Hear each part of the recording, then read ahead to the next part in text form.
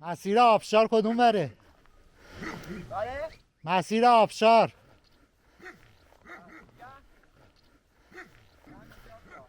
بیام بالا.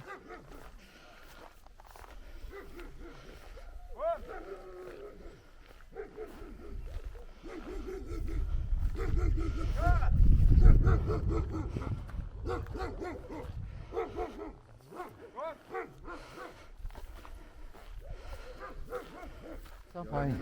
کجایی؟ تهران. تهران؟ بله. تهران کجا؟ تهران کجا؟ تهران کارگری کردم روز 6 تومن، روز 10 تومن. 10,000 تومان. خدا بیامرز. 10,000 تومن چه؟ 10 تک تومن. ما 10 تا تک تومانی. 50 13 14 سال بوده رفتم. 13 سال چیزی نبود اینجا.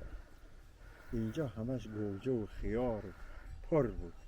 این آب بردن بیرون همه رو ویران کردن. 5-6 تا بودن، هر کسی به سن سال تو میتونستی 10 تومن، او یکی میتونست 2. ما بچه بودیم 3 تا آجر نما مردیم رو دست بنا روز 6 تومن. 6 تا تک تومانی. خوب بود 6 تومن. یه پیراهن یه شلوار میخرید. حالا 5 رو کار کنی پیراهن نمیخرید.